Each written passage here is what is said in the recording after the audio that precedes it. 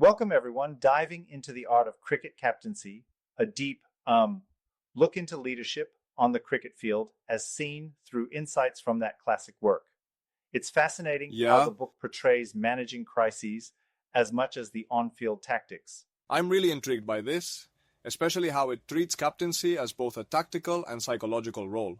What's your take on that? Absolutely, it's like um, the captain isn't just calling field placements, it's about balancing media pressures, personal resilience, and even, interpersonal dynamics in the Mm-hmm. dressing room. The book shows that in modern cricket, while coaches and support staff are around, the captain still shoulders the weight of national expectations. Right, and it's striking how it compares the relentless media scrutiny to that of political leaders. I mean, think about the way every defensive move is put under a microscope, almost like a politician dodging tough questions. Exactly. It's like um, a captain is expected to be both a tactician and a public figure. In one part, it draws an analogy to a spouse's every little flaw Yeah, being highlighted if you dare to step away. This highlights the constant balancing act of being decisive on the field and composed off it. interesting. And what about those calculated decisions, like setting fielders based on specific aims? There were five distinct reasons mentioned, right? Right, you are. One reason is to snag a catch, another to save runs, a third to force the batsman into uncomfortable shots, then to bluff, and lastly to build the bowler's confidence. It's like setting up an elaborate chess game where each piece has a very deliberate Mm-hmm. role. I love that analogy. It really drives home the idea that every placement is strategic, not random. Indeed. And then there's the whole issue of managing difficult personalities in the dressing room. The insights on handling team members who might um, disrupt the unit by their very presence, such as the example with KP, really underline that leadership is as much about managing egos as it is strategy. Yeah, but don't you think singling out a player like that might be oversimplifying? I mean, it's more nuanced than just labeling someone a troublemaker.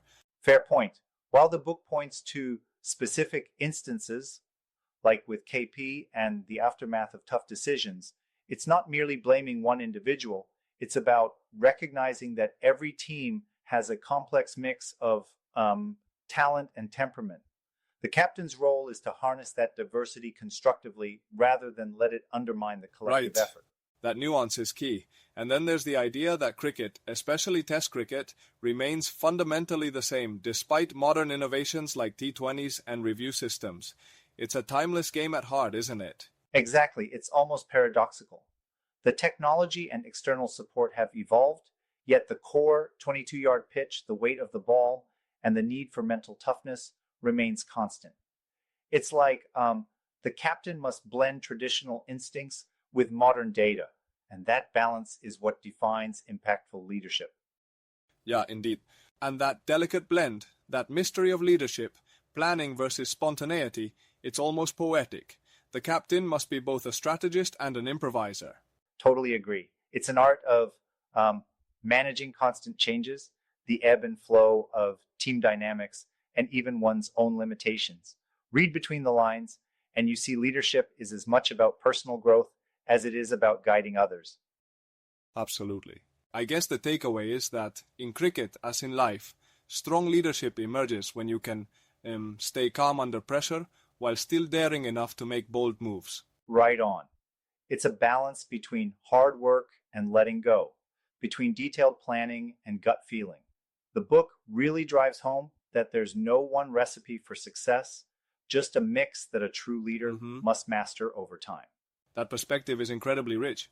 It's amazing how insights from cricket captaincy can translate to broader leadership lessons. Absolutely. It's a masterclass in resilience and adaptation.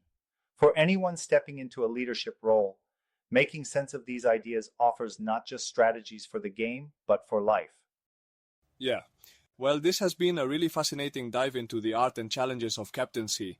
I feel like we've unpacked quite a bit of depth here. We sure did. Thanks for joining this engaging chat on the timeless intricacies of cricket leadership. Catch you next time.